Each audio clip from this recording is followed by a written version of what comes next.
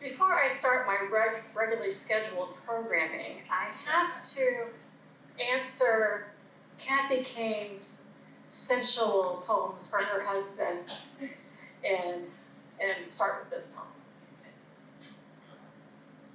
Shape of your mouth. Sometimes when I hear your voice, I imagine the shape of your mouth as you form the words, each syllable, the crispness of consonants, mellow vowels, oohs in between. I remember the shape of your mouth, sharing heirloom tomatoes over the sink, juice dribbling down our chins, me reaching across to wipe yours with my fingertips, you catching mine with your tongue, salt of flesh pairing with the ripe fruit. I remember the shape of your mouth as you leaned across for our first kiss, lips adjusting for the fit, space between, tightening, tiny pocket of air we shared. Yes, I remember the shape of your mouth and the taste of our last kiss before they rolled you away for surgery. How I traced that shape over and over atop my own mouth, waiting until you came back to me.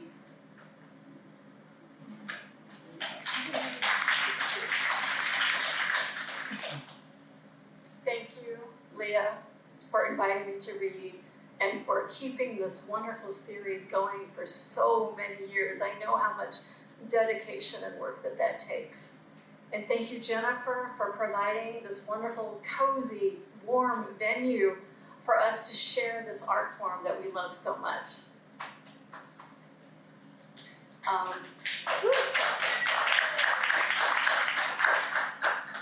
Thank you, Cathy, for being my friend and for stepping in tonight. But did you have to be such a hard act to follow? Jeez. I'd like to start off with a poem by my dear friend, Carolyn Martin. As many of you know, she was the original scheduled feature for tonight, but due to some health reasons, she wasn't able to be here, but she's doing really, really good. And Carolyn is one of the very first people I met when I moved to Oregon, and we became friends immediately. We call each other soul sisters. And her book, The Way a Woman Knows, was the very first book that the Poetry Box published. And then a few months ago, last spring, we published her book, Splitting Open the World. And so I would like to read one of my favorite, of many favorites, poems from that book. Conversation with my 6-year-old Ethiopian neighbor. What are you doing? Her voice flashes across the front yard. Cutting back my daffodils. Why? Her favorite word. I'm tempted to quip because they're dead, but hold my tongue and fashion a poetic reply. Because their season of beauty is over and they need their rest. Why? I could count on that. 4 feet of jiggly energy, her beaded braids swinging with each word, and pink gums announcing an absence that a future's bound to fill. Mother Nature likes to spread her colors around. Why? I'm ready this time. Because if flowers came all at once, we'd be overwhelmed. I expect she wants to know what overwhelmed means, but instead she picks up my dead-headed pile and holds it to her face, like a botanist awed by a first-time discovery. Overwhelmed, she echoes with a toothless grin, fanning yellows and greens on the ground. Her wave goodbye leaves the awe to me.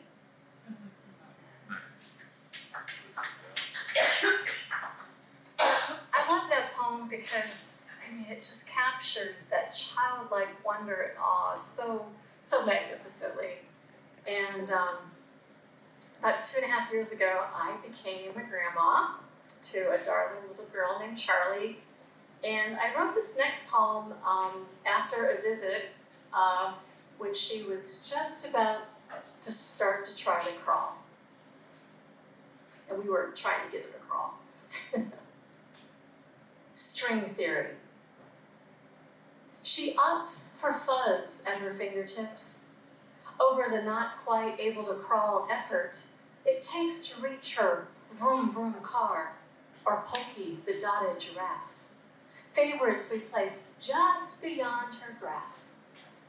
The alabaster's rug just beyond her, the alabaster's rug secret call invites her little pointer to trace the pattern, examine a make-believe map to her treasure, where she pauses to pinch a pinch of fuzz. She wants to taste this magic carpet where nursery tunes play in her mind, where her tippy twinkle toes love to tap dance on the pillowy thread stage. She plucks the fuzzy string like it's a prize, as if to say, look, Nana, I plucked it just for you. Like it's a daisy from her imaginary garden. See, Nana? It tastes good too. I pluck the fuzz from her fingers just as it kisses her lip and tuck the barely there thread into my pocket in exchange for an impromptu rattle, a turquoise box of little white mints, its iridescent label catching the light and her eyes. When she shakes it, her pink striped pajamas shimmy into laughter. What bliss to be here on this shared string of her continuum. How magically she has disappeared my doubts. A lifetime of what if I zigged instead of zagged? And haven't we all asked that question from one time or another? What if we did something different? What would have happened in our life? Sometimes we wish we might have handled it a moment, just a little bit differently, and this next poem is born of such a moment.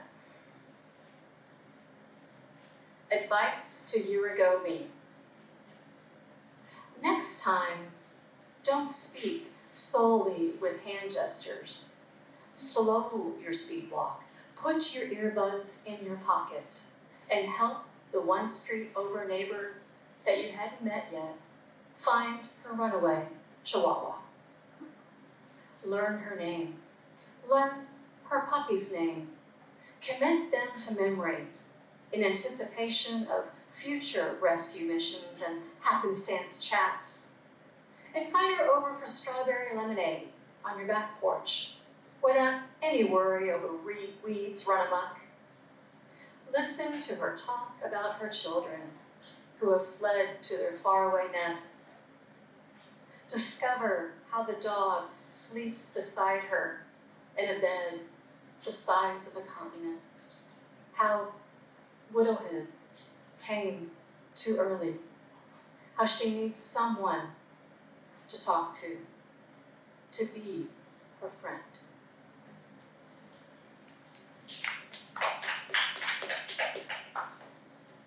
I think we all agree that life can be really, really busy and overwhelming sometimes, and then something happens in your life and it makes you slow down, it makes you reevaluate, pay attention, and sometimes see things in a new way. Labels. Have you ever noticed the women who linger in the canned food aisle?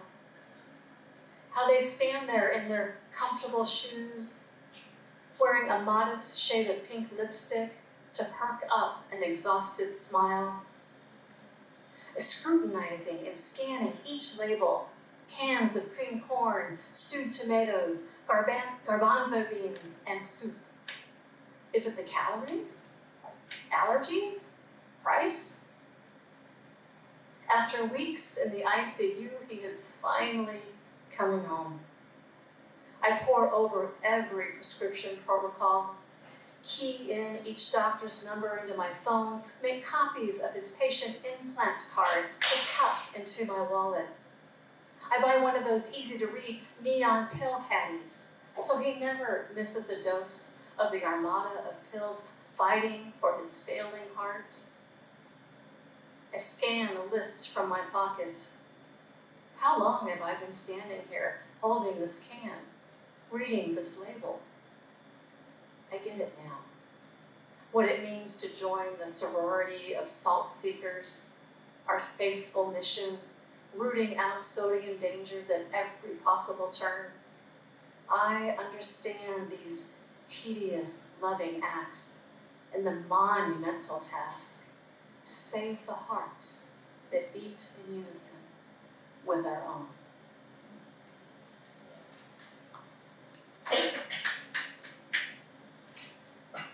And sometimes it's not our spouse, but maybe a parent who needs our help. And try as we might, it's not always enough. This next poem is about my dad, and it's also part of a larger collection I'm working on, kind of telling the journey of donating a kidney to him. This poem starts with an epigraph from George Bilger. Fully aware that there is no adequate answer, we offer a tattered, inadequate little bouquet of language. 2 years. When someone learns he lived for 2 years after the transplant, they always ask me the same 2 questions. Was it worth it?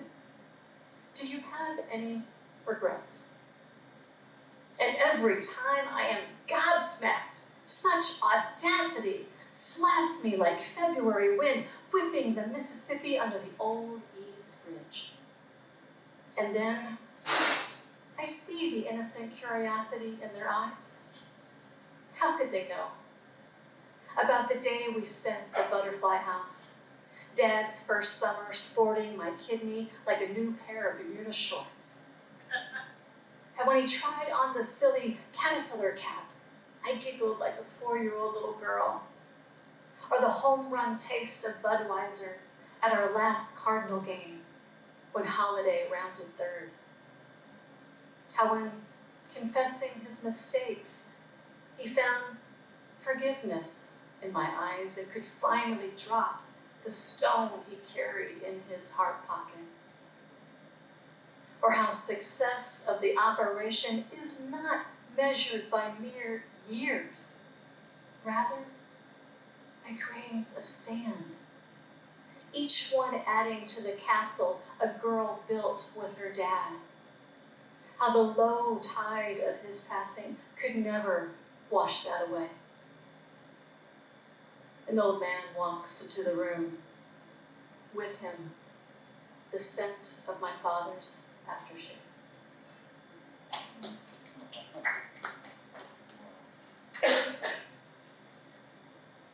So the poems I'm sharing with you tonight are from my new book, Pockets, for Moonpath Press. It just came out a few weeks ago.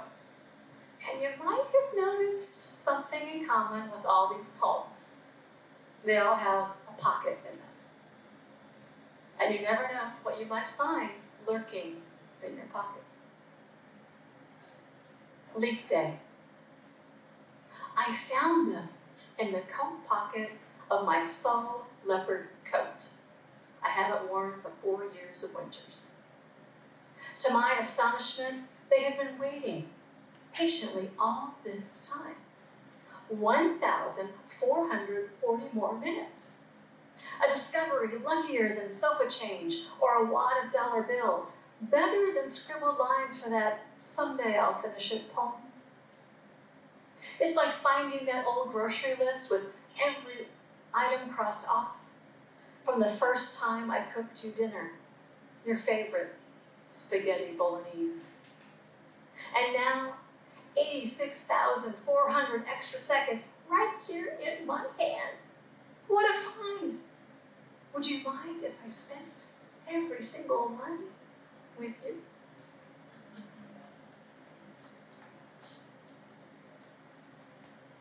And of course, leap years coincide with election years.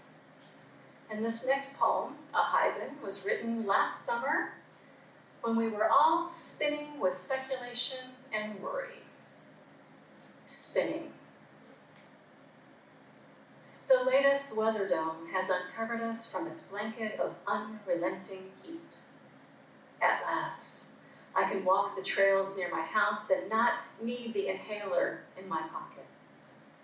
I had let the laundry pile up in order to save the grid for more important things: lamplight, fans, the refrigerator's hum.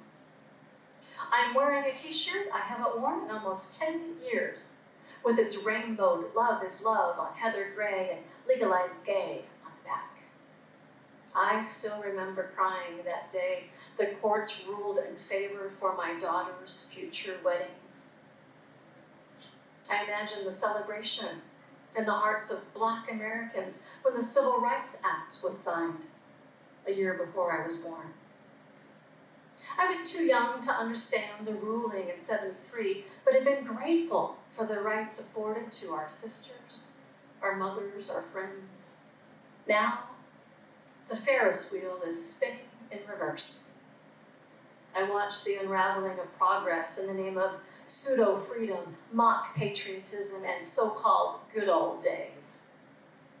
And here we stand, hand in hand, left wondering which car will be stuck at the top once this ride finally comes to an end.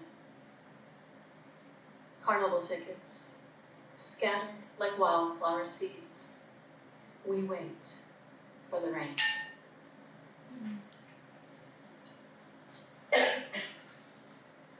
So yeah, that didn't go the way we wanted it to, did it? And God, with everything going on, it's just, there are so many days it's just so hard to hang on to hope.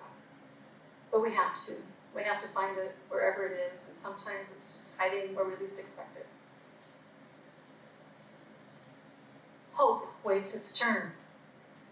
Like the number I pulled out from the Take Your Turn dispenser at the DMV.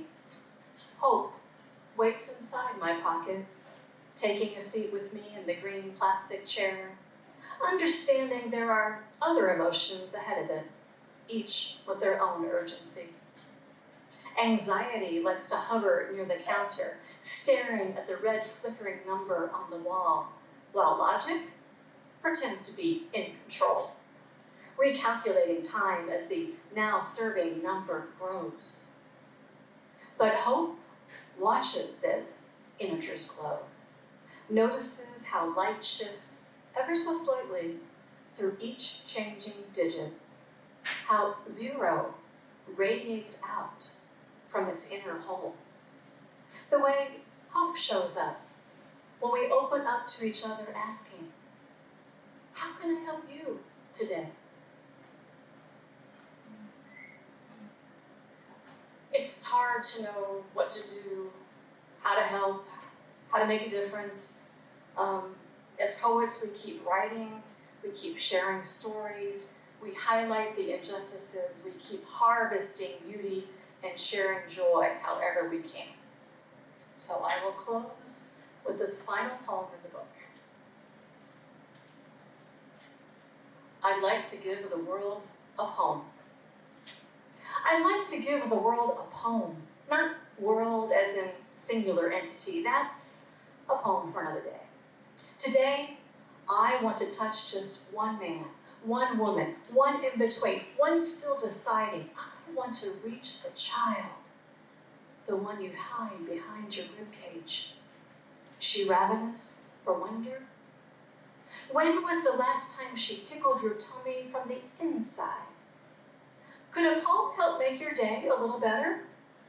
Don't worry, you don't have to tell anyone. Yesterday I read a poem written by no one I knew. 14 lines that stirred me, both the yesterday me and the today me. I shared it aloud with my husband.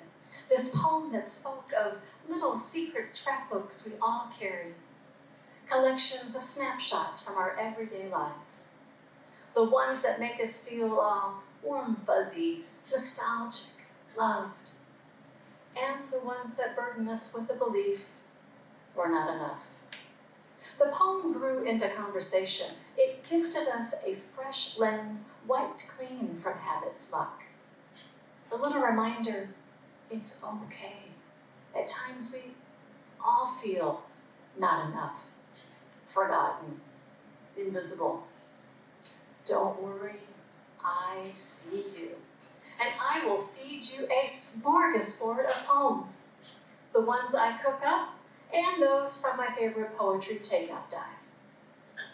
Let's nourish our inner child. Let's find awe in the everydayness. Let's walk barefoot in morning dew, pluck a dandelion and blow. Let's watch the explosion of seeds confetti the lawn. Let's celebrate the cherry yellow face of a weed. Let's model its perseverance to keep reaching for the light. And let's take a happy snapshot to tuck into our pocket. Let's always need bigger pockets.